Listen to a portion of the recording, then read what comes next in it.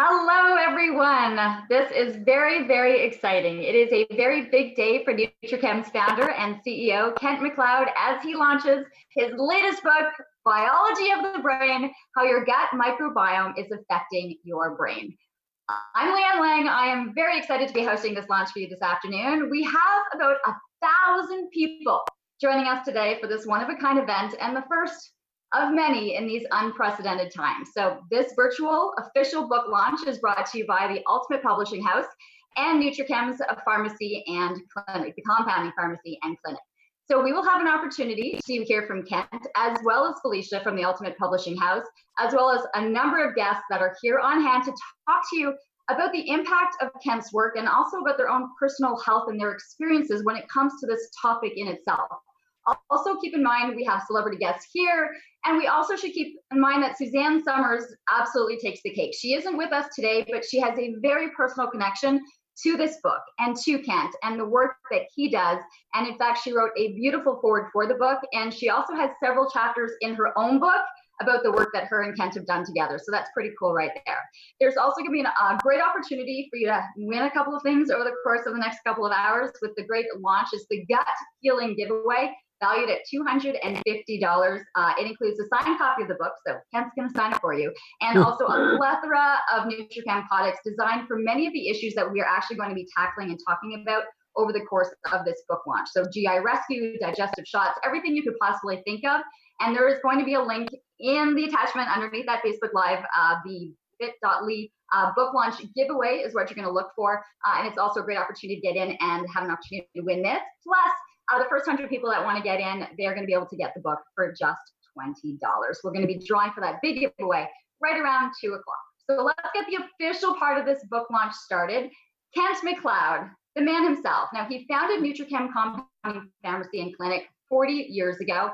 An international thought leader and an award-winning pharmacist, he has over 30 years of clinical experience in delivering patient care, personalized evidence-based healthcare. He has become an internationally recognized expert in women's health issues, orthonutrition, and what we're going to be talking about, the microbiome. So let's bring in the man of the hour himself. I am so excited to chat about this. And I should say, our podcast, Kent, went live this morning. I wanted to have the two hand in hand, and I learned so much during the podcast, but I think this is where it all comes together. How excited are you, first off? Very excited to do this, and right live from my living room. Very cool. I know. We're all learning as we go in these unprecedented times. So the book is fantastic. I told you, I like highlighted every other page in like pink or blue or yellow. The one thing that I really wanted to understand right off the top was the topic itself, the microbiome. So I'm asking you right off the top, what exactly are you referring to when we talk microbiome? So the microbiome is essentially the bacteria or the bugs that reside mainly in your gastrointestinal system. There's 100 trillion of these bugs. There's 10,000, 15,000 plus species. It's emerging as one of the most biologically active organs that is in our body, hiding in plain sight, meaning, we're just beginning to understand how crucial this is. Okay, so we're writing a book about bugs in our gut. Why write a book? Why was it so crucial for people to understand what is happening in the microbiome and how it's actually affecting our overall health? Think about it. We take, and we talk, the book's about mental health, but think about it. We take drugs for mental health, but they often don't work, or they have side effects we don't understand. Or we take nutrients that may not work for mental health issues, or they have issues that we don't understand. Hormones, I've been recommending and using hormones for women. Sometimes they don't work, or sometimes there's issues that we don't understand. All of a sudden, and food, we take food or we react to food, and we don't understand what's going on. Like, why do we have so many allergies and sensitivities? The common denominator, it's like the eureka moment hiding in plain sight, is the microbiome. If you don't know about the microbiome, you don't understand about drugs and why they react, or nutrients, hormones, and food. So it's ultimately the bridge that's kind of like, I wish I would have known about this, 40 years ago, but 10 years ago, we only had like 5 studies. Today we have 7 or 8,000 studies a month. So it's turned into, oh my God, we should have been thinking about this all along. Okay, but why would we be thinking that what's happening here, depression, anxiety, that this is stimulating or something that's happening from what is going and occurring in our gut? What would be the connection, or how are we connecting the two that it has such a great impact? I think all of us intimately know how anxiety on the outside may create disruptions in our gut. We don't have to explain that. We've all felt that. On the other hand, kind of and that pathway can come directly through a nerve called the vagus nerve that directly is like a super highway between your gut and your brain, but it goes both ways, just that one connection. And so a nervous gut or gut bacteria that are inflamed can inflame your nervous system, triggering more anxiety, more focus problems, more pain syndromes. So it goes, and that's just one pathway. There's, in the book, I go over 7 or 8 pathways, and we're just beginning. There's probably hundreds of pathways. Those are just major pathways. Neurotransmitters are regulated by your gut, your cytokine, your immune system regulation in the brain, the way you handle and absorb nutrients, the way your hormones are regulated, all have intimate connections to gut chemistry. And as you know, I can go on and on. I know. The one that I thought had a great impact for me was the serotonin, because there's something there that creates joy, passion, wanting to be happy. I didn't realize how much of that is created within the system, and trying to get the rest of it through without any blockages up to our brain to have those sensations of being happy and want to feel joy. We've always entertained with, for 40 years, literally since I graduated from the University of Toronto, the serotonin theory of depression and feel good, using a variety of drugs that still to this day are essentially the same kind of treatments in terms of medications or drug therapy. And, they often don't work, or they have side effects. But if you really believe in the theory, we were beginning to understand that the regulation, metabolism, absorption of serotonin into the brain is actually regulated through the gut. There's literally bacteria that actually influence serotonin receptors. The way you actually the bioavailability of serotonin and tryptophan through the brain is regulated by the gut. It's so intimate to serotonin chemistry, your gut chemistry. People are very intimate and very attached to the medications that they take. They almost feel like they're an extension of them at times, and they've been on them for so long. Sometimes I don't even think they realize how long they've been on it, if they even feel like it's making a difference, or if it's not making a difference, why aren't I on a different pill that maybe can make the difference? And for you, that's been something you've been working a long time with, is getting people off of those medications. So how hard is it to have the conversation with a lot of people who come in desperate to feel better and desperate for answers, when you're not offering them, here, take another pill, let's look at what's happening inside your body? Are they prepared for that? Medicine goes forward not by your successes. So every health practitioner, doctor, pharmacist, anybody that's involved in medicine, we could line up our successes. We're going to be talking to Tina, who's a success story in terms of pain. But what you really have to learn from is from the people that don't respond to drugs or don't respond to the therapies you're giving. So, for example, as we talked to Tina, who responded so favorably to pain by healing her gut, the issue wasn't that I woke up one morning and thought, oh, I should heal Tina's gut. It's the failures of so many people who weren't getting pain relief through opioids or drugs or therapies that weren't working. And so the realization that gut chemistry can influence pain sadly didn't come from just saying we should do this. It was because there was failures both in her therapies, but in my history too. So you're not trying to get someone off of something as much as trying to open the door to thinking about proven targets that may be more effective or help those people that are suffering. But we all have those people who aren't responding, whoever you are. So I think it's not I try and avoid the, drugs are bad and this is good. It's about really opening the door to understanding that we all have treatment failures, and that's where we actually begin to learn. And it's a crucial eureka moment for every professional to understand the gut could be something that you should be looking, that it's as crucial as regular blood work or looking at anything in terms of looking at mental health. Is that something that you're doing? I mean, when you're looking, I think people are going to be looking for that solution. By the end of these 2 hours, they're going to want that solution. So what are we looking for? How does that occur when people are working with you? Or to understand from the book, okay, I get it. Now, how do I fix it? Sometimes it's so obvious in that it's hiding in plain sight. Who we're bringing Tina in, and she had severe digestive issues, hiding in plain sight, right? She had all these other health problems going on. She was loaded full of opioids, and their only solution was more opioids, but her digestive system had shut down.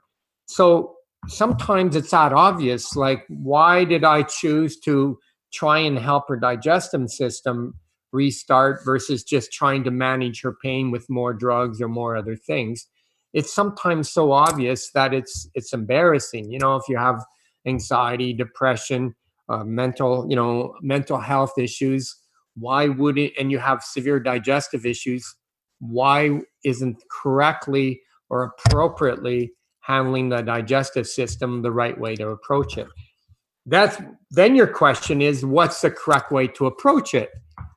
Fascinating question, because medically, as a pharmacist, once you've ruled out that your digestive problems aren't from, for example, cancer or something, or an ulcer in your stomach, a doctor's office can be one of the worst places to handle digestion, because, for example, the number 3 prescribed drug that is given for digestive in all drugs is these drugs called proton pump inhibitors, which actually are proven to be extremely disruptive to the microbiome and have all these long-term, very serious side effects.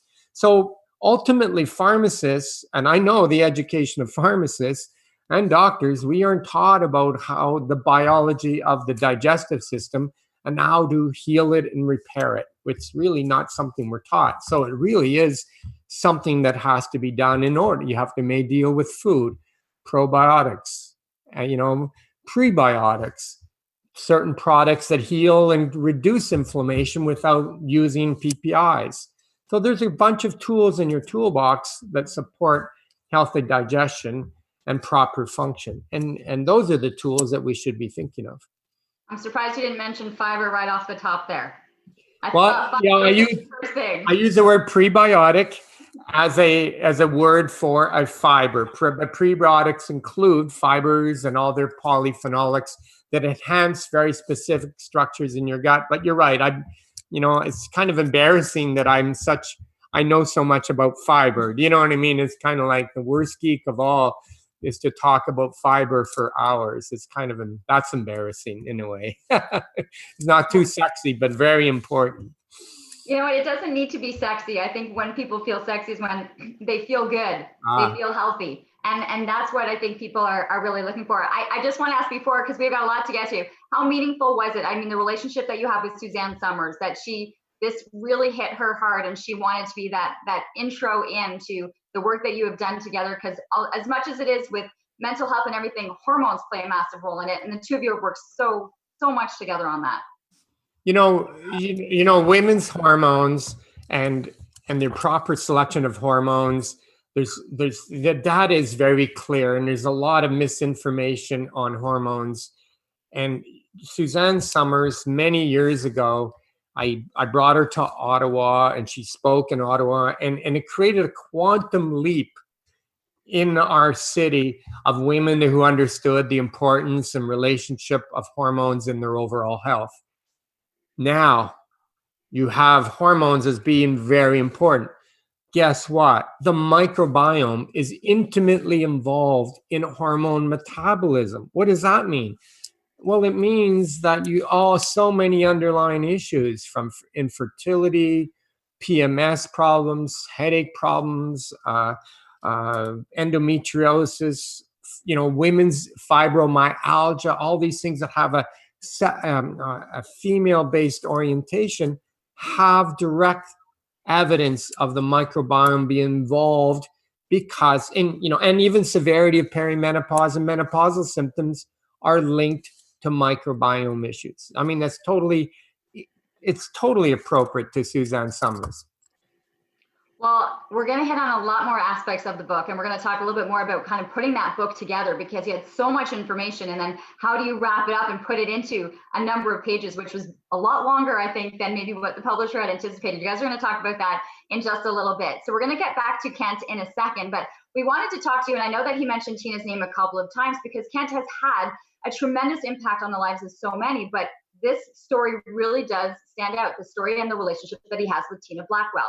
So it was about 10 years ago, Tina was utterly, completely depleted, and she was actually bedridden. That first conversation she had with Kent was from her bed.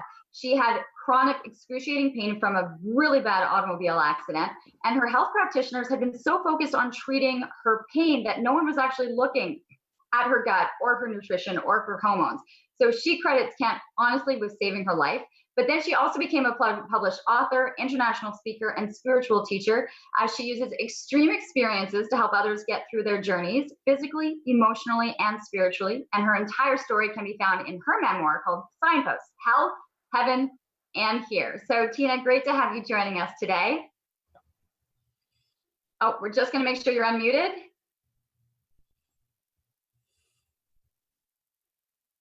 Perfect. Hi, Tina. Hi.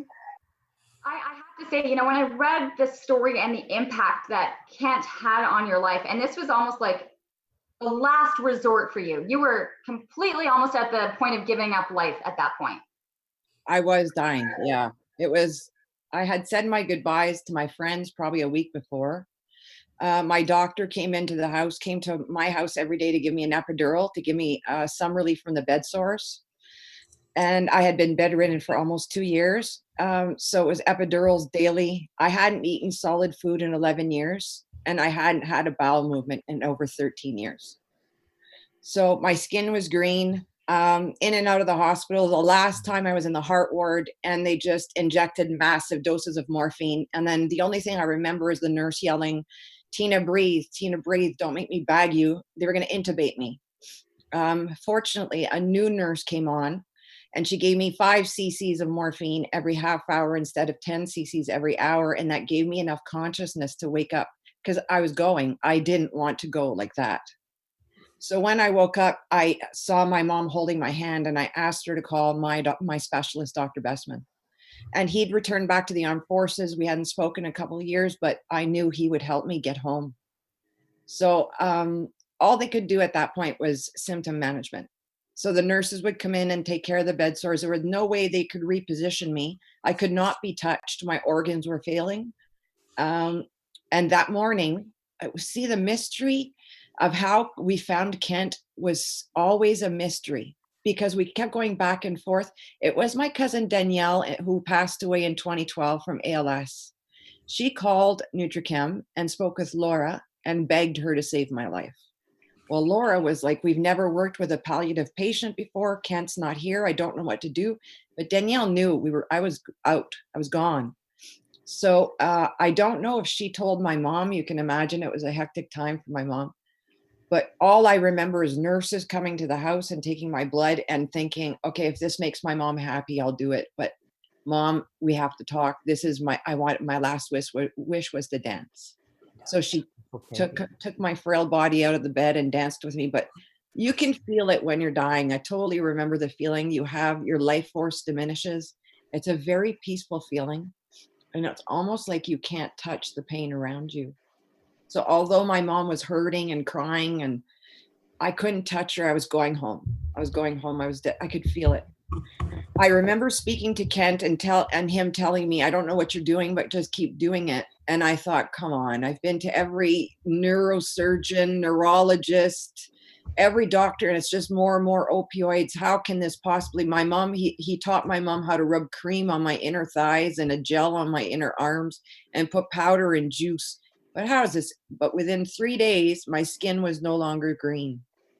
Within 2 weeks, I drove my car to my doctor's house and knocked on his door. And his eyes rolled back in his head and he thought I was an apparition. He just kept touching me. Just couldn't believe. Everybody thought I was, when I went to say hi to everybody after this happened, everybody thought I was an apparition.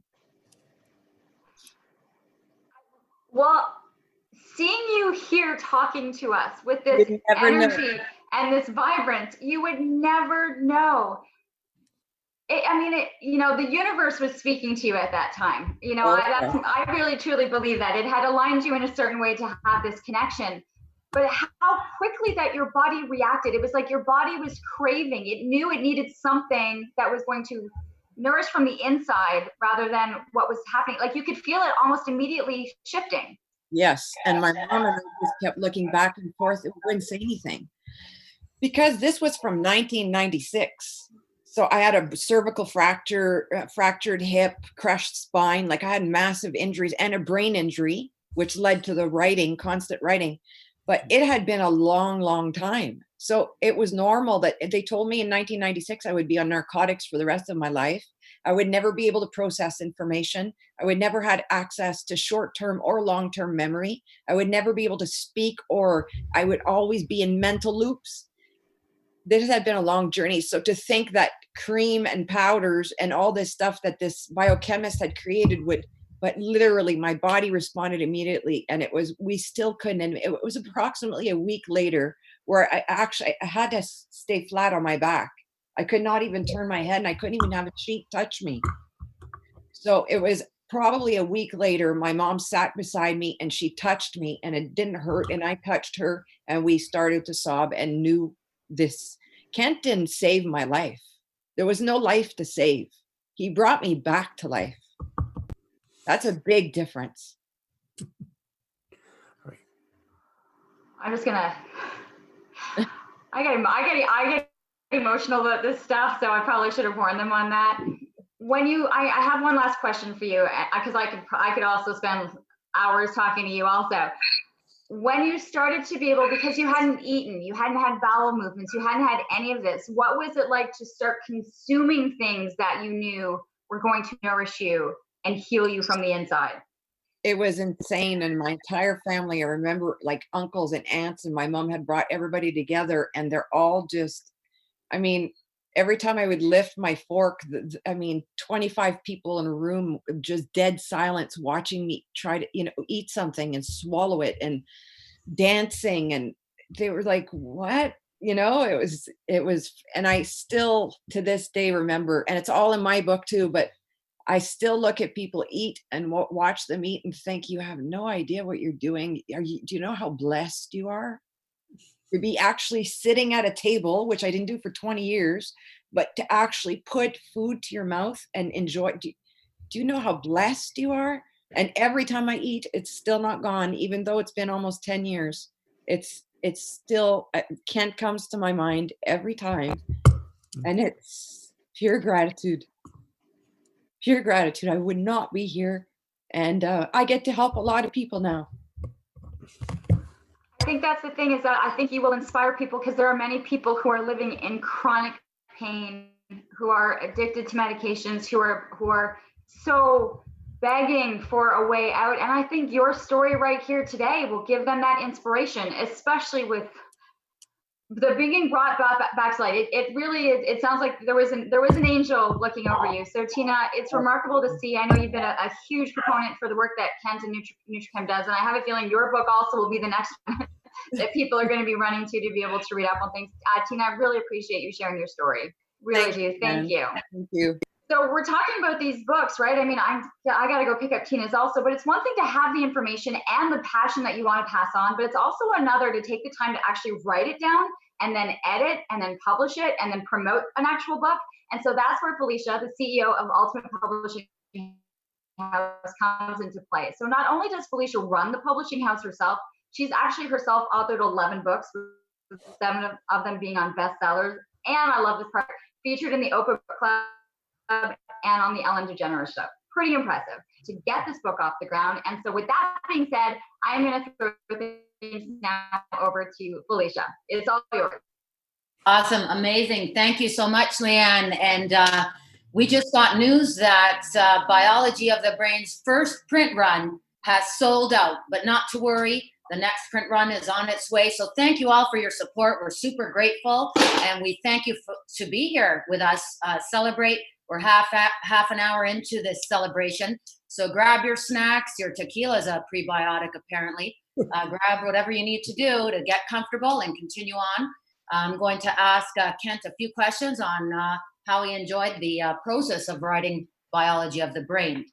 So tell me, Kent, I see that you are living proof in terms of living your highest values and being in harmony with the law of integrity by serving a vast number of people and offering a fair exchange. And you've done this for numerous decades. So tell me, how was the process in terms of writing your book? Was it what you expected? What were your challenges? Well, you were my challenge, Felicia. In fact, no, what I wanted to say was directly thank you for all your personal efforts and putting up with me and on my team and getting this done. I know that we essentially did 2 books, the book that was the scientific geeky book, and then the book that you thought would be more accessible to people. So I want to directly thank you and the Ultimate Publishing House for persevering through that effort. So before we jump into it, that actually says a lot, right? That it is a lot more than a textbook. It was more to how make this story accessible to people. So thank you, Felicia, and your team. So it was wonderful. Truly our pleasure, Kent, to be working with someone of your caliber. And we must say here at the Ultimate Publishing House, we've had editors and graphic designers that have read the book and you totally changed their life. Everybody's on prebiotics here. It's actually one of the prerequisites to work with us at the Ultimate Publishing House. And, it's just amazing to have worked with you. Let's ask Adam Livingston was also helping out with the developmental editing of the book. And Adam, how did you find the writing process? Hi there. Thanks, Felicia. The writing process was really cool. We were very happy and very fortunate to have kind of Felicia's guidance and the Ultimate Publishing House's guidance. As Kent said, we almost wrote 2 or 3 books. And in the beginning, we were kind of sitting in a room, sort of being chemistry nerds, kind of trying to make this sort of very scientific book. And that is kind of the underpinnings and all the studies behind the book. But then Felicia, in her wisdom, sort of guided us of like, hey, eggheads, that's all well and good, but if nobody, if it's not accessible for the average person that doesn't have a health science background, nobody's going to care. So it was very cool to kind of take all of this, all of our nerdy science stuff, and then with the guidance of Felicia and the Ultimate Publishing House, boil it down into very simple terms. And it was a cool process. In the beginning, we were pulling studies and doing all this really deep scientific research, and then it kind of evolved into, and this was kind of Felicia's idea of like, Kent is a world-class ranter. Why don't you just get Kent in a room, kind of prime him with some questions and kind of get him talking? And that's where we actually kind of got the best stuff of the book. The real like therapeutic pearls were kind of things that Kent would kind of just say off the cuff, and we would sort of grab them and jot them down, and then we would send them over to Felicia. They would edit, send them back, and it became this really cool evolving sort of team effort, starting off with sort of way too in-depth science, still relevant stuff, and then becoming very accessible to kind of the day-to-day person. So it was cool. It was very fun to work on, and I feel honored and privileged to have gotten to work on the book. So yeah, it was cool. Awesome. And we're truly honored to have worked with you, Adam and Kent. And Adam, on that subject matter, tell us a little bit about, because it was really fun working with you guys, and Linda, Paul and MacLeod was also in the room, and so it was always like the 4 of us or the 5 of us having a party on a conference line, working on the book. So tell us, Adam, what was a memorable moment. Remember, there was the coffee machine repair person that was listening in on our conversation or on our chapter development sessions. So tell us, what did the coffee person repair person think of the book? Yeah, so we were getting together, 2 or 3 times a week, and we would work on the book. We'd brainstorm. We'd call Felicia and chat and sort of brainstorm about everything. And one day, we were sitting in the boardroom of the old NutriChem facility, and we were working on the book, talking, and we were talking a lot about some interesting stuff in the microbiome and some of Kent's patient cases. And we were really into it, not really paying attention. And the coffee machine repair guy was working in the background. We hadn't really been paying much attention. And all of a sudden he sort of perks up and just goes like, this is amazing. Like, how do I sign up for this? Or what are you guys working on? And that was kind of something that kept happening as we worked on this book, is people would sort of overhear and be like, wait a second. My digestion directly influences my brain. Like, we knew we were on to a good book because anytime we would kind of discuss it around people, they would almost always chime in or say, yeah, I know someone with a digestive issue and they also have anxiety. Like, anyone that we even, caught wind of this, they would always have a comment about the microbiome, digestion. So we knew it was like a huge topic for people. So that was a totally kind of cool story. Amazing. And, totally awesome, Adam. And thank you for sharing that. And I too am a patient of NutriChem. And it's interesting because you think you feel good, but you may be used to feeling that way. And then when you actually balance your microbiome, which is what Kent did for me, I always felt fantastic, thank God, but now I feel super fantastic. So thank you for that. And everybody grab your copy today of Biology of the Brain. The first 100 orders receive an autographed copy from Kent MacLeod himself. And yes, there's the book. And Kent, tell us a little bit about your mission and vision in terms of Biology of the Brain and how you want to change people's lives. It's pretty straightforward. It's people that are the most obvious, and the most obvious are people like Adam said. If you have severe digestive issues, first of all, it's reasonable to try and repair them without using a variety of drugs. There's ways that are natural, that are proven, that are effective, that are safe, that improves the natural structure of your microbiome, and that may have an impact on your mental health. It's actually prebiotics, the side effects, prebiotics or soluble fiber is proven to have a dramatic impact on reducing your risk of a heart attack and stroke. It improves your immune system.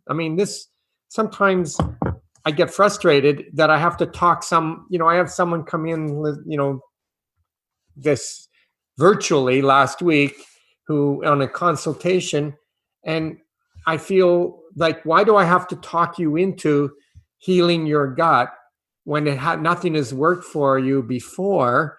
And the consequences may be improvements in your pain syndrome, in your heart, your cholesterol issues, and your energy and your mood. Sometimes it's very frustrating that you're almost pushed. This should be the most obvious of all things. And even addiction, by the way, even at an addiction conference that I spoke at, the main addiction conference, it was where I see the impact of improving gut chemistry on addictions. It's kind of like if someone has is on alcohol or opioids, and their gut is a mess. It's actually proven to be a therapeutic target to improve their digestion. Why do I have to fight about this? It's very frustrating. Truly amazing, and clearly you're passionate about it, Kent, and that's super awesome. And everyone's talking about the microbiome right now, but let's face it, it's a fact that you've been speaking about it since the 1970s, late 70s. Is that correct? Yeah, we knew there was a connection between gut chemistry and the body. That everyone kind of knew it, but we actually had very few studies. And, Yes. back in the day, I observed that, people who took certain foods like gluten out of their diet, it may have improved their digestion and their moods, even when they weren't diagnosed with celiac. So today we know that with 10,000 studies a month that the gut is linked. It's not controversial in terms of this link. And then we know that maybe food sensitivities are related to the microbiome. And so, today it's such a change. Is people that come in with food restrictions, we want them leaving our facility with less food restrictions and healthier guts and healthier brains. It's that simple, so it's just a shift from we think it's true to it is true. That being said, it's a new frontier. This is one of the most complicated things that you can imagine, right? It's the ecosystem inside us that has more that we're just beginning to explore. So it's very exciting time being in the new frontier. Fantastic, Kent. And tell us a little bit about with the writing process. Pardon me. We were able to obtain Suzanne Somers to write your foreword, and we understand that you've been very good friends with her, and she launched the opening of NutriChem Compound Pharmacy and Clinic back in the late 70s. So how were we able, tell us about a little bit of, about Suzanne Somers, your friendship with her, and how she was keen on writing the foreword to Biology of the Brain. Well, I think she's just forward thinking, like the concept. I mean, in one hand, I was a pharmacist many years ago handing out bucket loads of antibiotics, right? We would hand out bucket loads of antibiotics for things like colds, flus, bronchitis, where there's no evidence that they work. Those are all viruses. And we would do it because, there's no harm in doing these things. And meanwhile, there was people like Suzanne Somers saying, why aren't we using organic foods? Why aren't we using natural things? And they're thought to be kind of out there. Who cares about natural things in your diet and having clean food? Because look at all the antibiotics we're using. So I was arguing against indiscriminate use of antibiotics in prescribing. We still to this day stick antibiotics into food into animals because it makes them fat, right? They just grow fatter.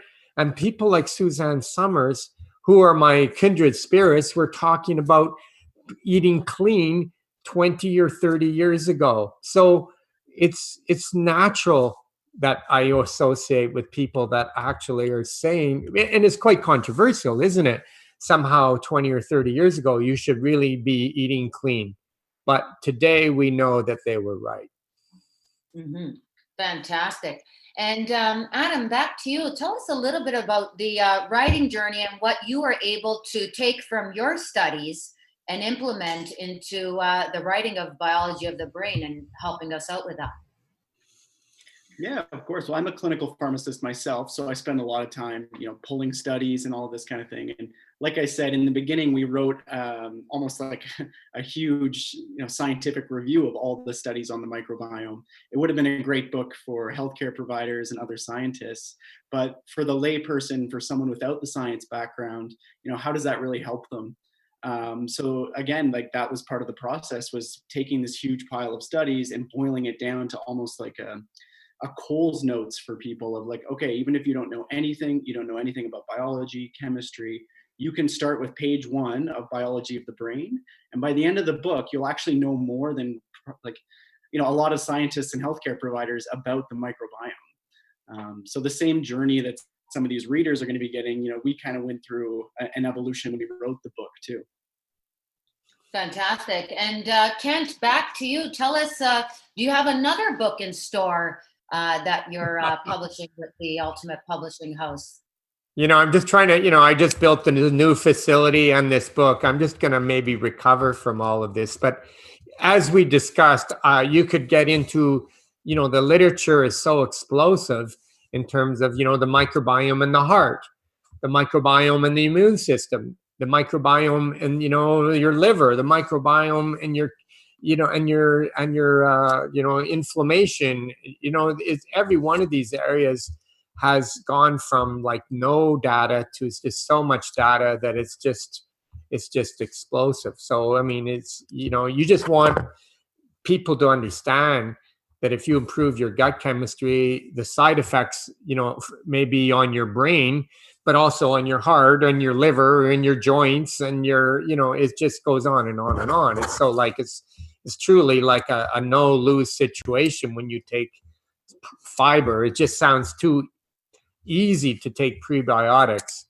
that can improve in so many organs. It's quite almost embarrassing to say that. Mm-hmm. Well, thank you so much, Adam, and thank you, Kent. Truly amazing, and again, such an honor to work with the both of you. What I really enjoyed is the fact that you're both geniuses in your own right, yet you're so humble, and I love that confident humility. And thank you all for joining us. You, the viewers and the fans, and definitely buy yourself a copy of Biology of the Brain. Maybe buy a few copies and give one to your friend or mom or dad or husband or wife or whomever. Just share this beautiful knowledge. And please stay tuned. We have Tony Bracco coming up, author of Strong Mind, Lean Body, as well as Jana Webb, author of Core Playbook, and some free giveaways and tons of great fun stuff. So back to you, Leanne. Thank you very much for that, Felicia. Great job, and really love to see the connection between Adam and Kent. You kind of knew it. There was some reeling in there, one generation to the next. You can see it even with them in person, so really appreciate that. Okay, so as we mentioned, some great information coming your way there, and we have some wonderful speakers. I do want to remind people too, there's a great giveaway. You might as well get in on it. $250 value, and you get the book, a signed copy from Kent, and an opportunity to get a whole bunch of products that are actually going to really be helping with kind of healing up that microbiome. And actually, as I've started to see some of the questions coming in, we're definitely going to kind of get you a little bit more information of that in just a couple of minutes. But I do want to introduce some of our newest members that are joining us on this call. And so the first one is going to be Tony Bracco. Many of you, at least here in the city, very, very familiar, the co-founder of Bracco Fitness and the author of Strong Mind, Lean Body. He's joining us. Now, Tony, for those of you who don't know, has been a leading fitness specialist here in Ottawa and abroad. And pretty much, I think he was running around all day working with his NHL hockey players in practical social distancing manner, but still keeping up with some of the best athletes in the world. And I know that he has so many people that have come through that need to go through almost the same process, that there are no quick fixes. Him and Kent, they've worked together for quite a long time. In fact, Tony's been a client of Kent's. And just like the work that you need to do in the gym, a lot of this kind of coincides together. So Tony, is that fair to say sometimes people are coming in, they want to like miraculously just like, hey, I just want to be fit. And it's like, you've got to put in the work. The same thing as kind of healing our systems. Would you say? Totally. First of all, congratulations, Kent and Leanne. Thanks for everything. You're a wonderful soul, and everybody on this panel it's amazing that everybody shares this whole progress with people, because that's really what it's all about. And I know working with Kent, even the first time, I said, this is unbelievable. Like, more and more people should know about this. And I remember the first time I was so impressed with his knowledge, and it is just the whole thing about being open to understand that it's not about just going to the doctor and getting a prescription. It's about really understanding, where that stem and the root of that problem lies. And that's something where, Kent and the group at NutriChem are able to do. And it's like, that to me is really rewarding, because 80%, I mean, I say more, because I think genetics plays a key role, is, the percentage of what makes you very successful. And then the other 10% is exercise. So it's unbelievable what the team is doing at NutriChem. And I'm so glad that you were able to write this book and really share the progress with other people. It's often that sometimes people have to work together, right? Like, people are coming to you because they just think that you're going to put them in, that they're going to just whip them up into like this world-class shape, which can happen. But for them to realize that there's a balance of what needs to happen physically, mentally, emotionally, nutritionally. So what is it like when you're able to have a dialogue with, a client of yours and say, I can do this much for you, but this person's going to take you to the next level with introducing you to what happens within your body so that it can heal itself, so that it can go play another game or can do other things. And you must have that dialogue with your clients. Yeah, I've been so fortunate that now people do believe when you tell them stuff, and that's what happened. I think a lot of people are just stuck in memories of the past because they've just done things a certain way, and obviously with the power of the media and professionals in the field that again might look at things one way, everybody's stuck in those old past thoughts. And the minute you start to explore and they start to believe you as a trainer, as a doctor, as a pharmacist, and it really works, they go, wow, this is amazing. Then all of a sudden, once they start believing, they're really intrigued because they start to feel better. And they produce such an amazing emotion, especially as an athlete or someone that's trying to lose weight, that they're just like, wow, this is amazing. And then they start believing you. And that's what it all comes down to, is just being able to change your thoughts, which will put you in a different state that, you start to get the results, you start to feel good, and then you start to share and talk to people about it, kind of like we're doing here today. It's interesting because in the title of your book, you have strong mind, lean body, right? The mind comes into play in your book. The biology of the brain, the mind, everything comes into play in Kent's book. And so I love that parallel. Like, what are some of the things that you've done that have allowed you to be able to kind of use the knowledge that you have from Kent and use it in your own personal life? Well, Kent talked about depression and mental health. And right now we're in the process of doing a study with the Auto Royal Hospital on, exercise on the brain. We all know that exercise, increases cognitive function in the brain. But one of the things I said, what about looking at, for instance, putting an exercise together and then, putting another exercise together where the brain has to think. So look at the term of exercise. Let's look at a simple squat. When you're going up and down, you could be thinking of a lot of different things. But if I say, now do a squat and then put the barbell down and now do a jump squat and land with a single leg squat, I know this might be advanced, but you now have to get your mind engaged in the brain. And this whole method, I was so intrigued because it's very similar to what Kent does. It's like, let's look at what really is the problem. You might go and see a doctor, they might give you a prescription that you have a headache, but really it might stem from your gut because there's some bacteria infection that they're not going to go that far. And I'm really big on the brain right now, and I feel that everything stems from your mind. So when I see this in an exercise factor and I address it to clients, I see that they're able to think faster. I see that they're able to, have a more clear vision of what is it they're trying to do. And now I'm trying to measure it with brain scans. So it's going to be interesting. This is in the works. So I'm really excited because I want to work now even furthermore on the inside of the body with the physical part of it. So I just love what they're doing because I really think this is the way that everybody should be doing it. And that's just my theory, because your body's a temple and your brain is obviously the hard drive that's running everything. And if you could strengthen those both areas, I think you're golden mentally and spiritually. Yeah, and just my last question for you, Tony, is like, we're talking, sometimes you could be talking, when you're talking a squat to a barbell to a single leg lunge onto a box, I get it. We're talking from like that elite athlete kind of thought process, right? Not everyone's looking to be the next Olympian. They're looking to be able to get off their couch, be pain-free, walk around, enjoy life, and feel that it's fulfilled. They don't need to go run a marathon. They just want to be able to move. And sometimes you get that, right? People that are just seriously coming off the couch. And that's almost like, where does that dialogue with you start? Like, you got here, where do you go from now? And there's great information crossover between what you're doing and what Kent's doing. Yeah, and that's why, even people that are starting out, I believe in pairing exercises, not only physically, because it makes you think. You see, so what I found, and this is just from my experience with athletes, but people, like you said, that are just starting out, that's why I love the stuff that you do, Leanne, because again, people have to think, they got to be engaged, they got to be in the game. And, I know Felicia, who's done great stuff for me with the Ultimate Publishing House on my book. She coached me through a lot of this stuff, and now I'm very blessed and grateful. I'm taking all these mindfulness courses just for my own personal information to throw out to people, because I think we all need it.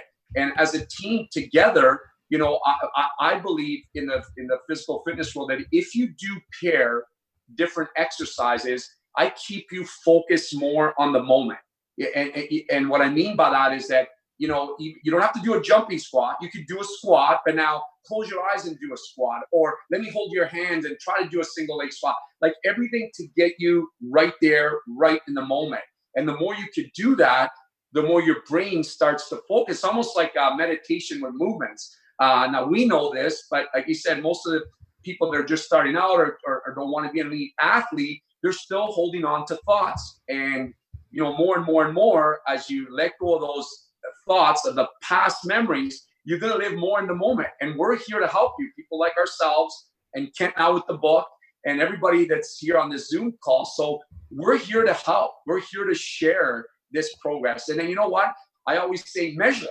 Ask yourself how you feel. Like in a matter of 3 weeks where you're just starting something new. And you can start by reading Kent's book. And that's why my own personal experience is in the book. And I remember when I was doing this with Felicia, I wanted to share that. And they're like, you need to do this because with your background, we all have a story. And our passion is to share that with someone so that you can uplift them and, strengthen their mind and uplift their spirits and transform their bodies. And then if you've done that, then you've done your job. That's why I admire everybody that's really trying to help people up, because that's really what it is at the end of the day, is just really try to uplift people to make people feel better. Tony, that's awesome. I'm feeling like, okay, we're good. We got this. Yeah, it's awesome to go. Tony Bracco, thank you so much. And best of luck with all your athletes. Thank you. Love you. Love you. You're awesome. Everyone. Thanks, Tony. Okay, I'm very excited actually because I've heard Jana Webb's name mentioned to me by a number of people. It's like our worlds are connected, but we actually haven't really met. But Jana Webb, entrepreneur, creator of Joga, a member of the Real Housewives of Toronto cast. She is a lifelong athlete with 15 plus years experience as a movement and innovator and a fitness expert. She's a TED Talk presenter and the creator of Joga. I think I'm pronouncing it right because I know it's the mixture between jogging and yoga and all of this coming together. But the best part with Jana, though, is that it wasn't an easy road, especially after she herself also had a really bad car accident abroad. I heard all about this story. And there was a way for her to be able to get back into this recovery. And that was the introduction to yoga and to breathing. And Jana knows firsthand the body's ability to be able to heal itself. And I think that's really what's fascinating in all of this. So Jana, great to have you here. Oh, wait, we need to unmute her. Unmute. There we go. Now we can hear you. Hello. You look awesome, by the way. I love the whole getup. Oh yeah, I'm in the middle of a training, so I've got my full yoga gear on. I love it. I remember hearing about your recovery and being fascinated by it. And when people are looking to, it's a process of what the body can do. But I think the beauty is that the body can truly heal itself. And that's something that you have lived firsthand. Yes. Yeah. So, and just to be clear, so I started Joga, the actual company, the program almost 17 years ago, but it was this second accident that happened 3.5 years ago. I think somebody's not muted. Maybe you need to mute Tony. I'm just getting a little feedback there.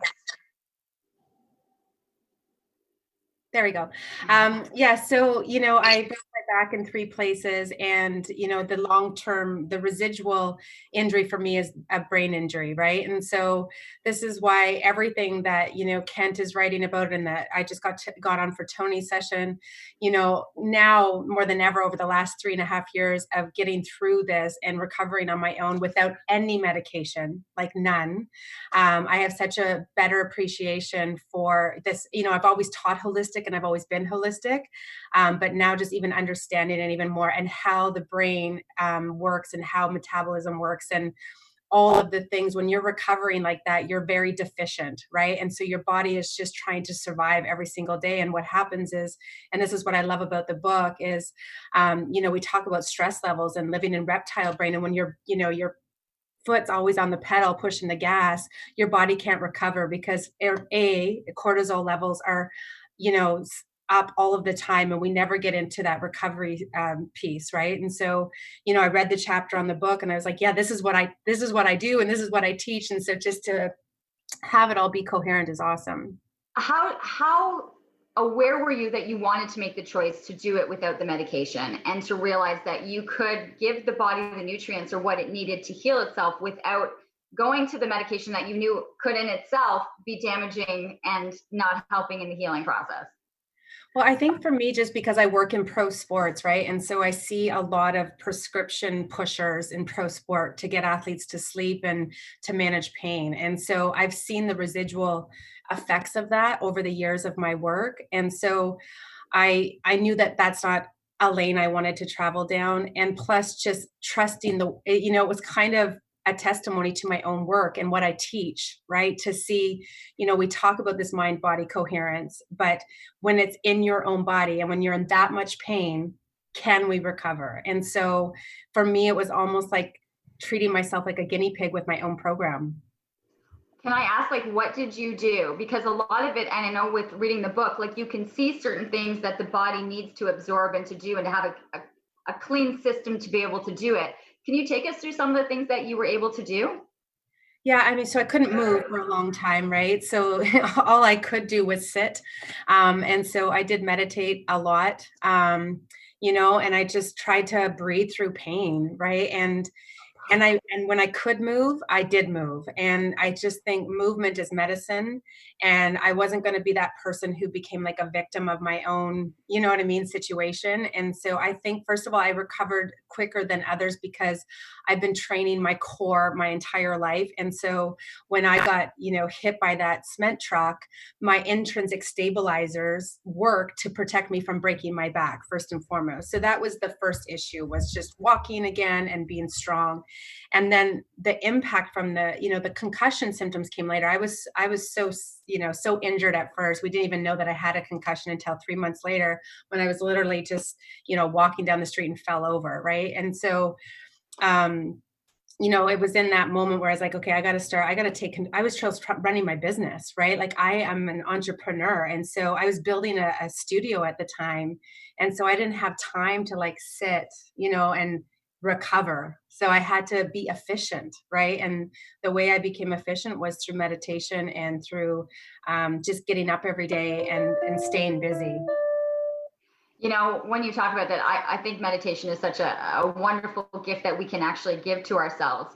Would you go through, when you talk about that and then you have the concussion, to realize how important, or what we don't even realize that we're using our brain capacity for?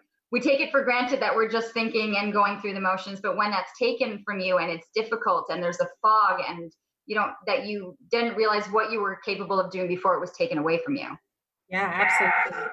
And the second piece of that is I wasn't ever a really big supplement person prior to this. And then when we did all my testing, I was so deficient in so many things, right? Like the probiotics, like all of the things for gut health. And, I work with a nutritionist now here in Toronto. And, if you look into my kitchen, it looks like there's more supplements than there is food, but they're all there for a very specific reason, right? And so between taking proper supplements, right? And because I had leaky gut, right? And, we tested for that. And so that was a real thing for me.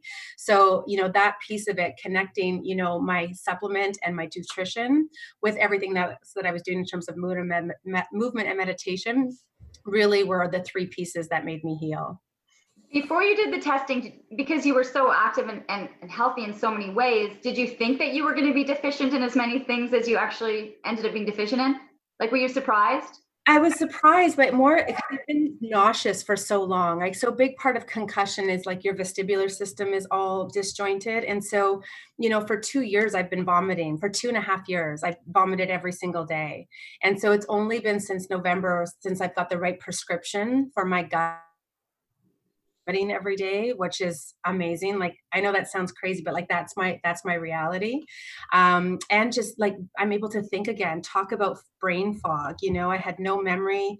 I just come off of this show doing The Real Housewives of Toronto, and the accident happened. So all of a sudden there's billboards of me all over the city. And I didn't even know that I had filmed a show. So people were coming up to me and asking me to take a picture. And I'm like, why do you want my picture? Who are you?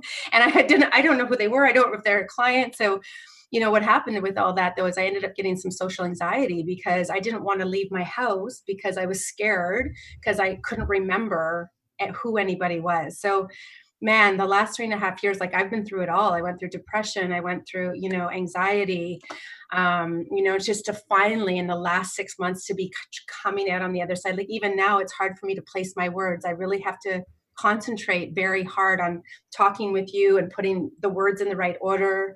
And so, even this cognitive piece, it's just, I'm getting there, but it's a day-to-day thing for me every single day. Janet, it's amazing, and we appreciate you doing that. You're doing an amazing job, by the way. The healing that you've done is amazing. And because I've read, I read from front to back of the book, everything that you just mentioned, the brain fog, the social anxiety, the depression, everything is touched on in this book.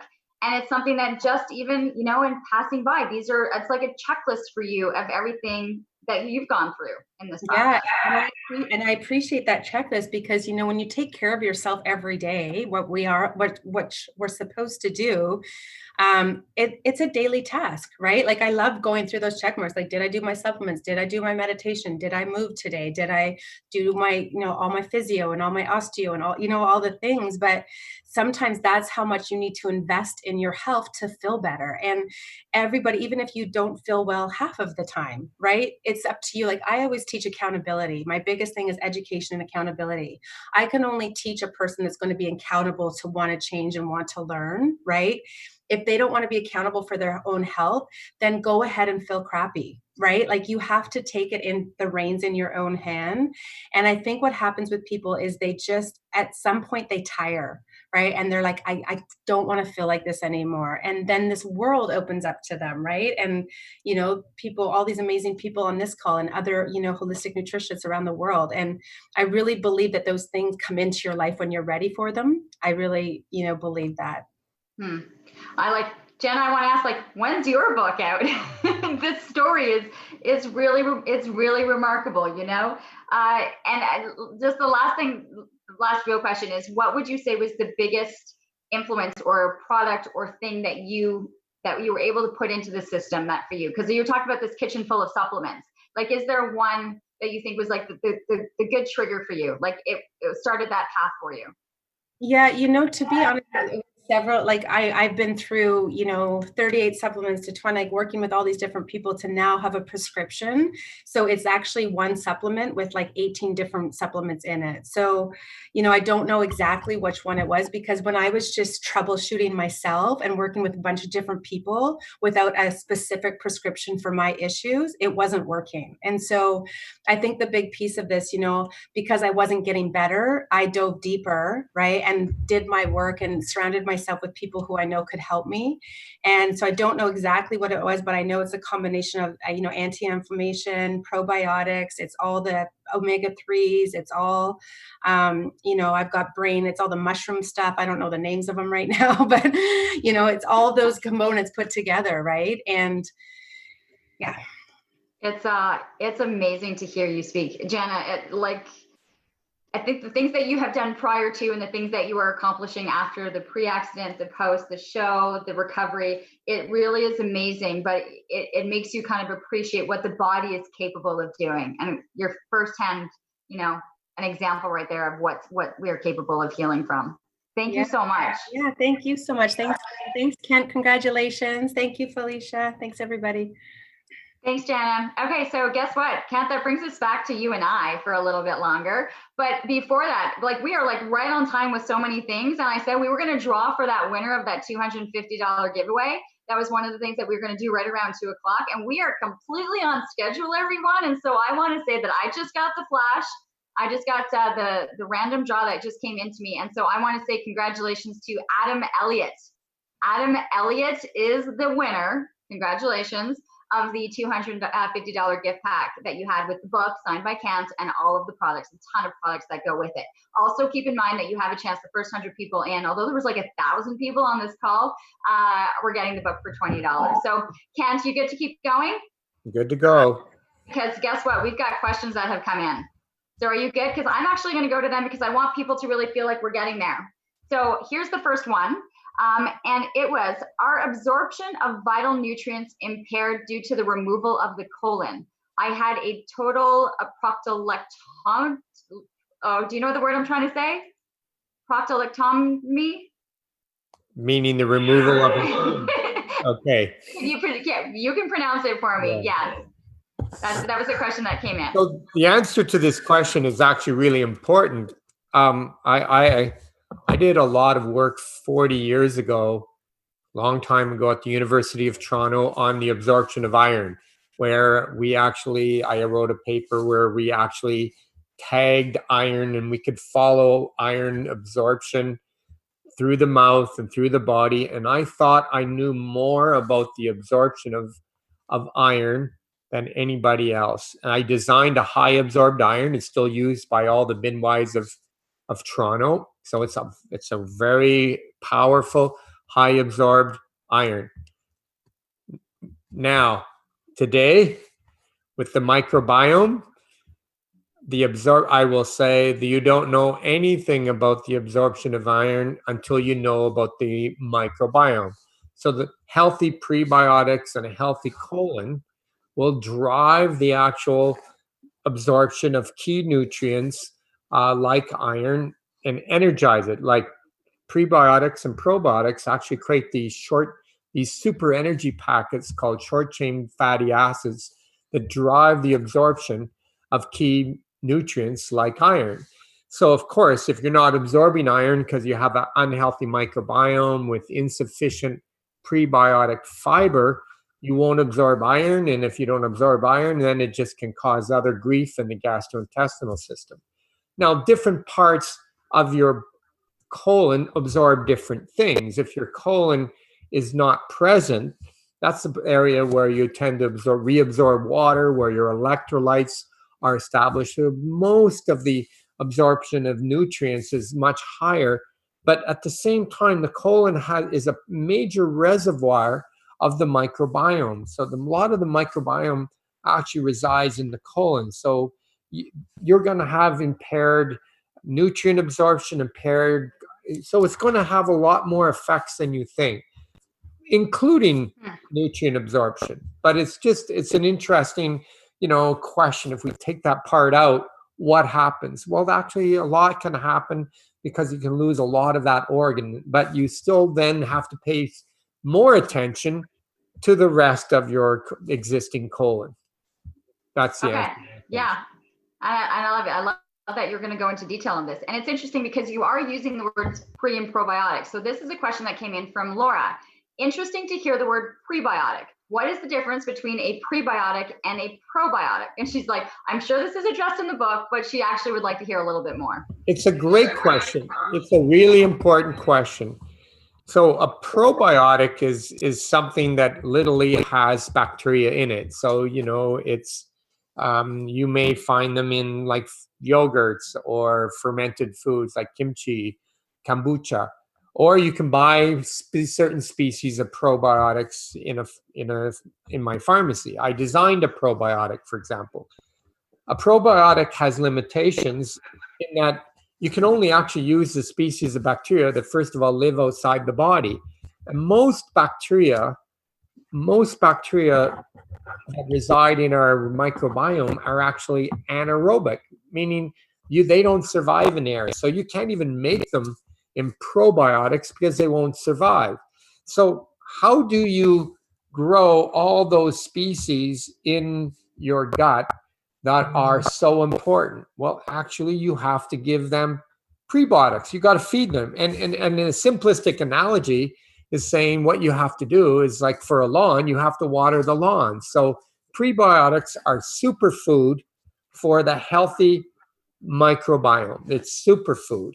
And essentially they're fibers, of which, of course, getting the fiber, there's soluble fiber, insoluble fiber, but soluble fiber does not go in one end and out the other. And it's not just for old people. It's the superfood of the healthy bacteria. And the Canada Food Guide was reorganized recently to reflect all the data on how important fiber was. And the Canadian guideline for fiber for a male or prebiotic, of course, is 38 grams, and for a female is 25 grams.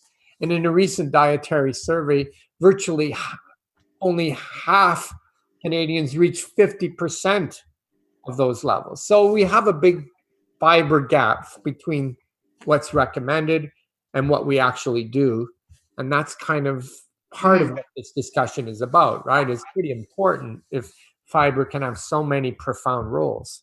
Right. But we also think that we're taking enough. You know, if we have our fiber in our cereal and we have an apple a day, we think, okay, Well, I got fiber. We're not even close. Well, it's very misleading, isn't it? You know, if you go to the store and get these fiber cereals, the food industry makes it very difficult for us to calculate fiber. For example, Corn Bran or Oat Bran are 95 to 98% sugar with a little bit of fiber. But you can't actually read that label as a consumer and go, I wouldn't buy stuff that's mainly 95% sugar, but so the labels, as a chemist, I have to make two calculations to determine how much fiber is in those commercial cereals. And like I am saying, it's literally 1 to 3% of those commercials, so-called fiber cereals, are fiber. The rest is sugar, which we know is unhealthy for the microbiome. So it's very disturbing that, you know, if this is so true, that our food supply is manipulated. And why do they do it? Because this stuff tastes good. Fiber may or may not taste so good, right? It's just sugary stuff with a bit of fiber flown in. It's very upsetting, actually. Well, I'm learning that there's one that you can just throw in some water and you don't really taste it. And that's what you were talking, the fiber solubles, right? Yeah, I mean, once you start evaluating someone's fiber in their diet and they determined to be insufficient, then you might consider supplementing with fiber, at which point there are very, very efficient sources of soluble fiber that are really palatable, good tasting. And actually we know they work on very important structures of the microbiome. So again, it's just, you know, it's just being practical. Okay, I want to get to some more questions, if you don't mind, Kent, because this one came in from Penny. How much is spinal stenosis and degenerative disc disease related to food or supplementation? I mean, you know, this question in general is something that people want to ask. Okay, so I have this problem, you know, with pain. For example, the issue, let's broaden it. Is the issue pain caused by this? How much does so what the microbiome does, it doesn't make a dysfunction in your spine directly. It triggers issues. Like what it really does is can trigger inflammation in your brain and nervous system. So it triggers more sensitivity in your nervous system to pain. So it doesn't directly, you know, over time, an unhealthy microbiome, for example, will impair your weight regulation or your absorption of nutrients. That could make your spine weaker or create energy issues where you're not exercising enough. But what it does in an acute way, with the story of Tina, is that you can create a lot of inflammation and make your nervous system more inflamed with your gut chemistry. Now, if you treat that type of inflammation with an opioid, that's actually a medical mistake, because what you're doing is actually often causing enhanced hypersensitivity of the nervous system, hence increasing more and more doses. That's how we created an opioid prescribed crisis, by using opioids in sensitized nervous systems where they shouldn't be used. I mean, that's well established. But if we don't have any tools, and that's how we are using cannabis, right? Because it's more of an anti-inflammatory of the nervous system. But again, it's not a root cause issue of inflammation of the nervous system, is not lack of opioid or cannabis. It may be gut-based. That's the evidence. So, you know, I'm going through some of these questions right now. And so I'm kind of going to build on that, because another question just came in. It said, I always thought my anxiety and stress were the main cause of my IBS flare-ups. I know it's definitely a trigger, but are you saying that treating my digestive issues first would actually help then with the anxiety? Exactly. That's exactly what I am saying. So, you know, this study was done just like they went into, it just seems so obvious. They went into a gastroenterology clinic and just did anxiety scores in a GI clinic who are there for gastrointestinal problems like IBS, right? 90% of the individuals in that clinic out of 5,000 patients surveyed had anxiety disorders. So that 90% of the people going to the GI clinic don't have an anxious life. They are absolutely correlating the gut comes first in anxiety disorders, 100%. Okay, so this That's is fascinating, right? We don't it go is. one way, but we don't go the other way. That's my I know. point. Oh, wait. So you mentioning going the other way. Hold on, because I saw another one come through based on that. I've heard that probiotics can make diarrhea worse. Is that true? Do you like how I just segued that way because you were talking about going the other way? Yeah.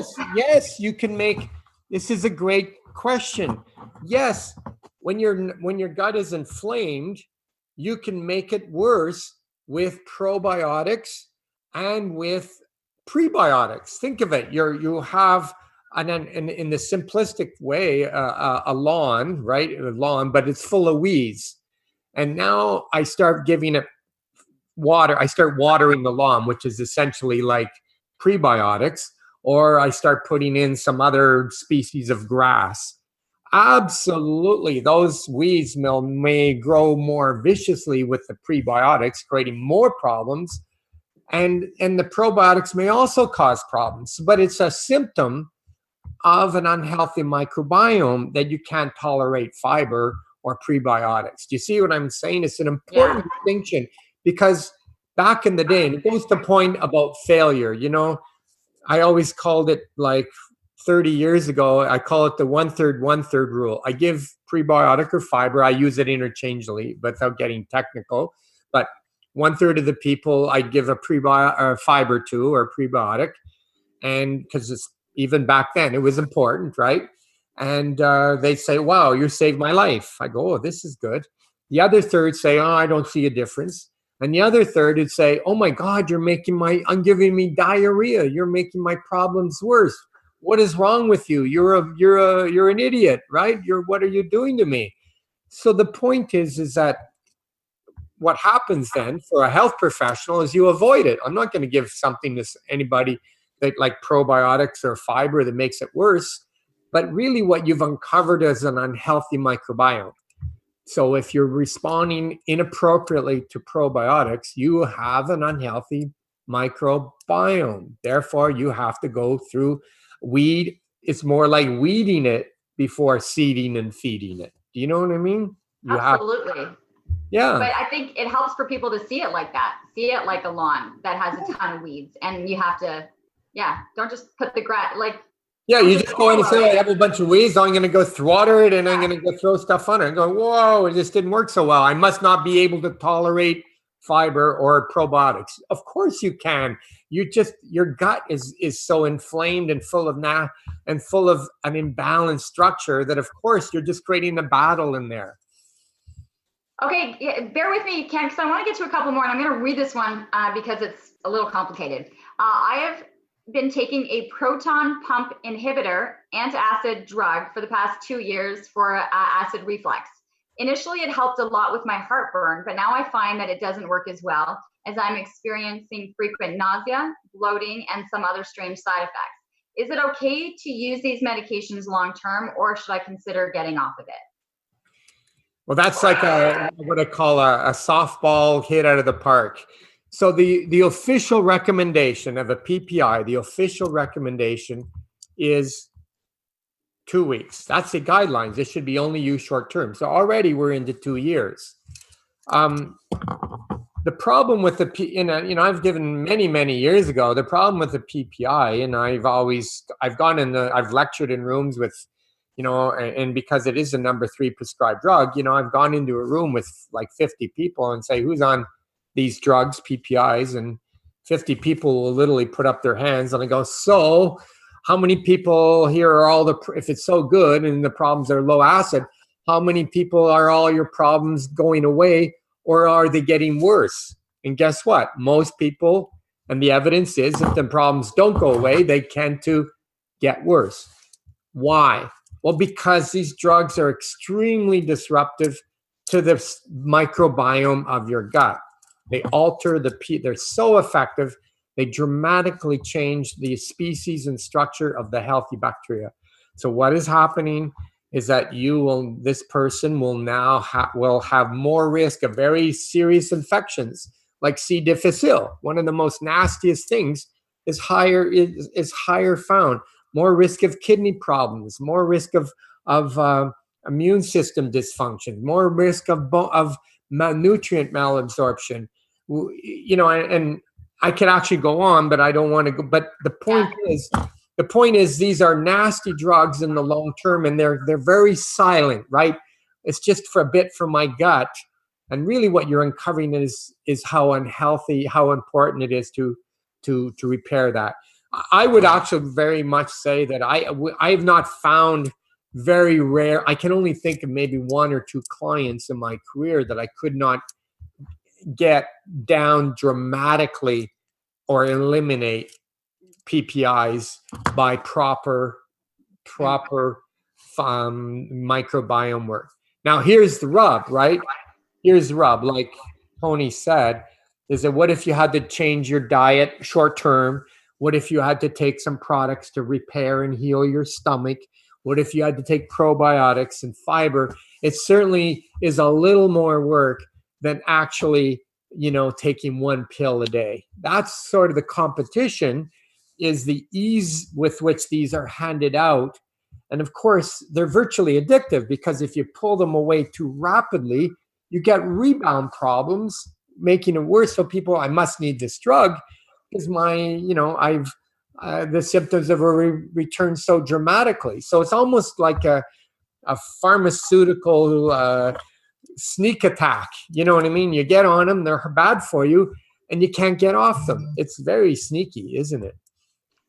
Yes. Okay. I would typically ask a ton of follow-up questions right there, but because so many are coming in, I want to be able for people to feel like we're getting to their stuff. So this one's coming to us from Michelle. If you have low serotonin levels, I have been tested and I know I do. How do you get that up naturally with clean foods, probiotics, and prebiotics? Is there anything else?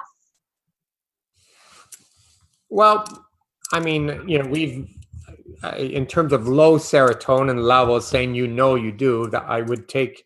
There are tests, and we've even been involved with this, where you can measure the excretion of serotonin metabolites. So those are, that has some controversy in it. Can you use foods that do this? Yes, I would. You see, this is where you get in. There are specific psychobiotics. So there are specific species of bacteria that are proven to improve serotonin in the brain. And some of those you can buy commercially, in terms of there's literature supporting them. On the other hand, a healthy microbiome also has been shown to naturally improve serotonin absorption in the brain. Many species that are involved in the healthy balance of neurotransmitters are not available in a product, and they have to be supported with prebiotics. Again, some of the old school serotonin precursor amino acids like tryptophan and 5-hydroxytryptophan are also appropriate if this is really true. But you're opening up a realm of things. And remember, even B6, for example, we have 3 controlled studies in women of vitamin B6 being effective for women on women on birth controls or IUDs with progestins in them, improving mood and depression. Why is B6 relevant? I bring up B6. Well, B6 is very important for the formation of serotonin. Also, B6 also needs activation in the microbiome to the active form of pyridoxal 5-phosphate.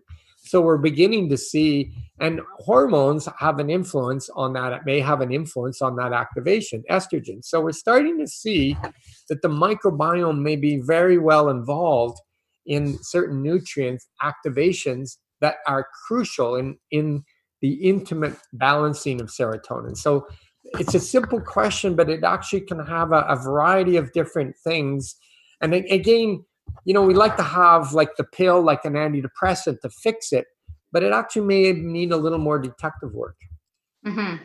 Yeah, it's interesting. It seemed like it could be a very basic question, but there's a lot of layers that go with some of this stuff. There's a lot of layers, but that's the right way, right? The right way is nuanced, and that's why you have to write a book sometimes to say, well, think of this or that or this, because we want, should I take a PPI or not? And the answer is generally, well, no, because most prescriptions are misprescribed, but there are appropriate ones. I'm not, I have to be cautious. There are appropriate, but in general, most are not, the majority.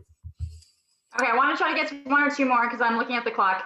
This one's coming to us from Tom. If you have an imbalance of unhealthy flora, should you kill the bad with antifungals, or is it better to take probiotics to balance the good and bad? There's a variety of ways you can test the microbiome that are evolving. You can test with urine tests where you're seeing metabolites of fungus and bacteria and film producing bacteria that are very resistant to removal. There's stool testing where we're starting to measure upwards of 300 species of bacteria. Each have limitations. Think of it, you're measuring 300 species, but there may be 10,000 species, right? You're doing metabolites of some of the most nasty bugs, but there may be hundreds of metabolites. We do use some of these tests to kind of get a picture of what's going on. And yes, in some cases with severe gastrointestinal problems, you do have to use products that may have antibacterial or antifungal effects that actually accelerate the balancing that can occur with diet. So we always use diet in terms of clean, less sugar, but you may have to use products that actually will break down and accelerate the rebalancing of the microbiome, but it has to be on an individual basis versus just everyone take an anti, do this or do that. Okay, so with that being said, Angie just sent something in and talking about products. She says, can you take the powder prebiotic and then a probiotic? Ultimately, anyone that comes to us, I think I've very rarely have met the person that meets the Canada Food Guide for fiber, very rarely. And so I generally insist that everyone takes supplemental fiber. It's wonderful if they get it from food, but if they don't, this is what absolutely is crucial. So that to me is one of the most important things of human health is fiber. It's kind of interesting, isn't it? Because it prevents everything, right? Heart, cancer, brain. So it's so crucial for the immune system function. And again, certain prebiotics actually have very specific immune system balancing effects. So that's important. Now, should you take, it doesn't really, is there individual variations on which one you use? Absolutely. And if, and you will never test, I can do all the science in the world, but ultimately I will recommend different fibers to people. And some people just feel better with someone versus another. That's just who they are. And, we don't have the chemistry yet to detect why they feel that way. In terms of probiotics, I designed my own probiotic because I believe it has the most amount of research strains and the right combination, the most phylums. But again, we still have to become more precise with certain situations, because the literature is evolving so quickly. So, of course you can use them together. Of course, they're designed like this stuff should have no adverse effects. If there is an adverse effect, it really means that you really have a microbiome problem. That's what's cool about it. It actually says, oh, okay, you have to do more work. Mm-hmm. A healthy gut can take fiber and is less restricted with food, period. That just makes so much sense, doesn't it? It really does. I want to get to this one, and I'm not going to know how to pronounce it, so I'm just going to spell it out. But this is from Audi. Can you comment on the brain and MTHFR? So MTHFR refers generally to a genetic mutation in the way that you can handle genetically folic acid that's supplemented into our food supply. So we have determined correctly that through leafy green vegetables, Canadians almost universally do not consume enough to meet the basic requirements. So therefore, smartly, we supplemented folic acid into rice and grains, right? So first of all, if you're gluten-free, you are not getting enough folic acid supplemented through grain products. To process that synthetic folic acid, you need a gene called MTHFR. You need that gene to process synthetic folic acid. About 40% of the population doesn't have the correct copy of that gene. So therefore, they are still becoming deficient in folic acid in spite of getting this in their diet through grains and synthetic stuff.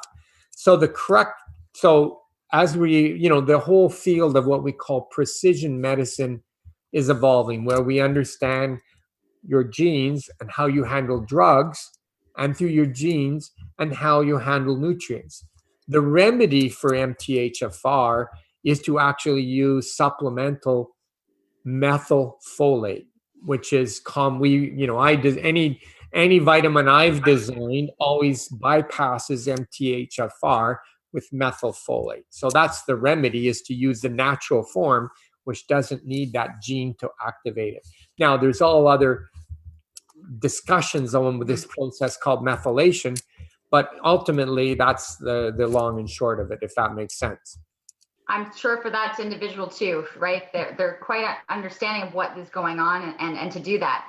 I have a couple more that I'm going to get to, Kent. And this, I'm going to say hi to Kim Manson, but are there things that can be taken that are not going to break the bank for people that are on a tight budget? Like sometimes it's so that's where I bring up soluble fiber.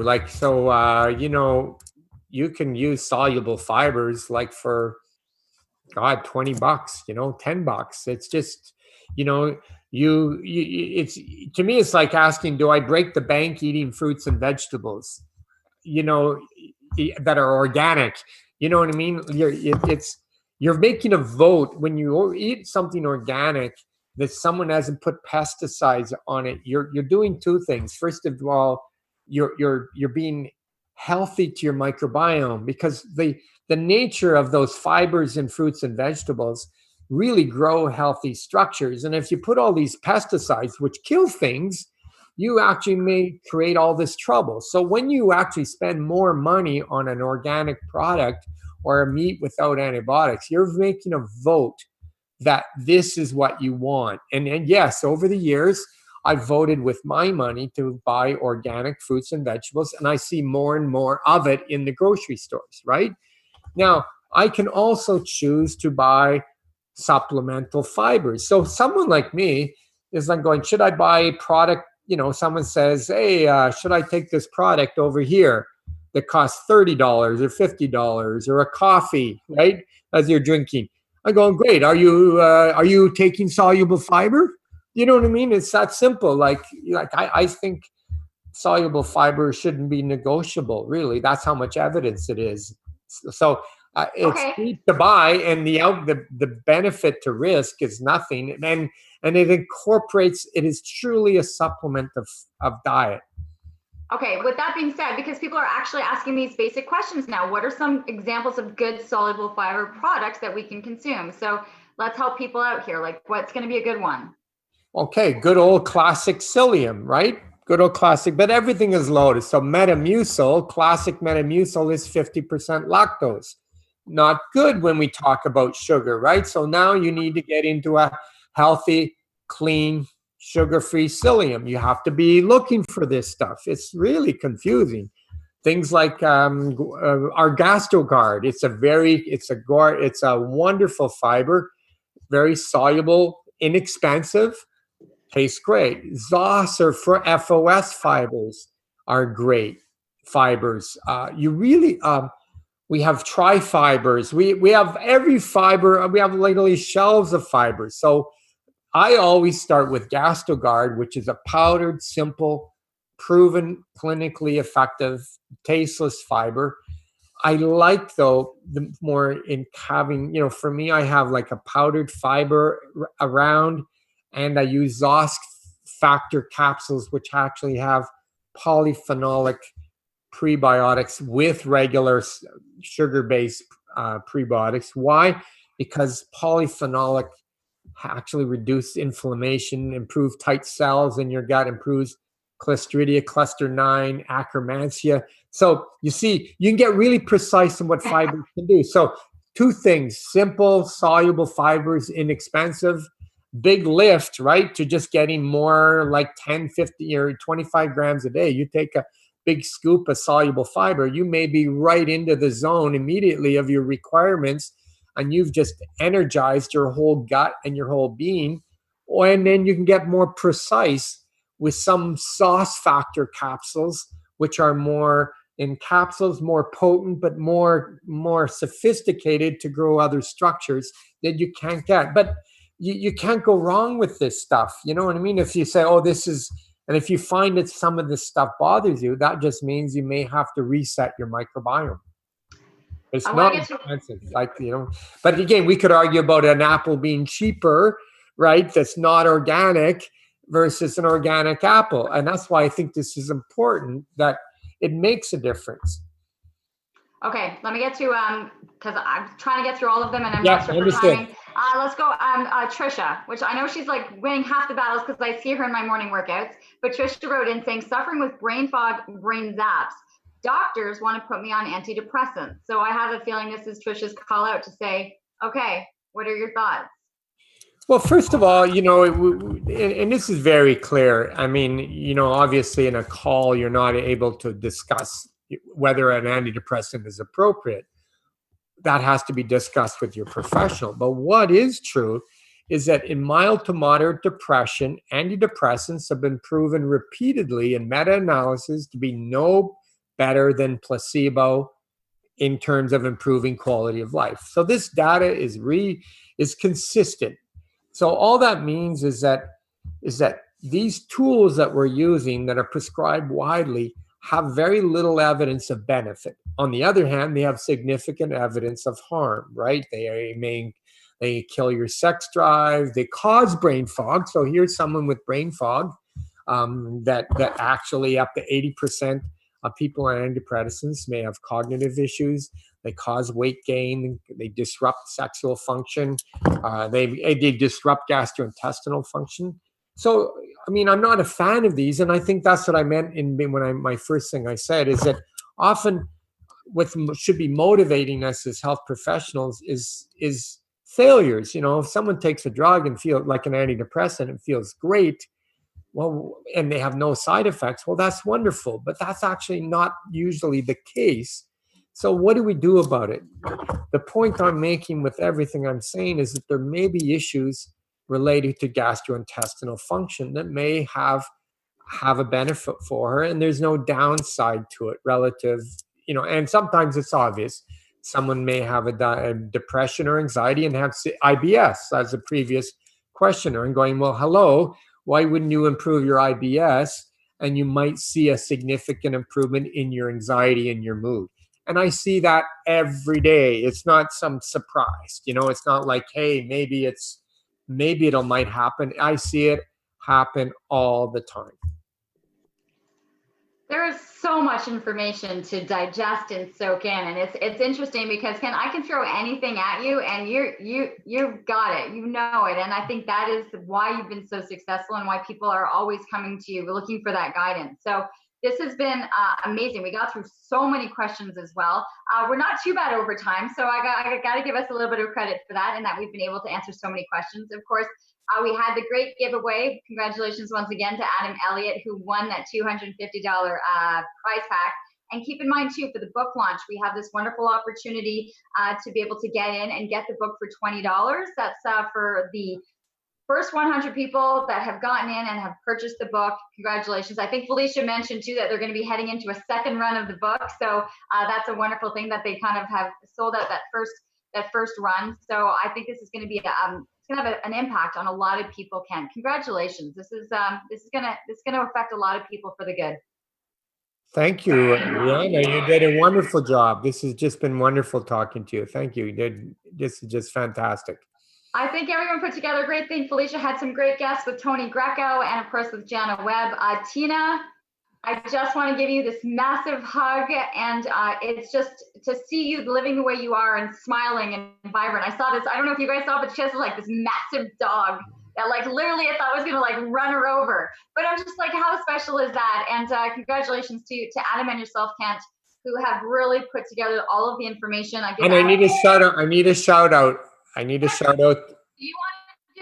Do you want to do it for Owen? Because I was about to end on that. I want to give a shout out to my grandson, Owen, who is now 1 year old today. So on the official book launch day, he's now having a wonderful day, being one today. So there, I think, so that's official awesome. Shout out. I was glad you got that in. I was going to call you No-No as I learned that that's Kent goes by No-No. You can. It's Italian. I don't have an Italian bone in my body, but now I'm the Italian No-No. I think that's cool. I think that's I think Owen is very lucky. So a happy first birthday to him and to the family.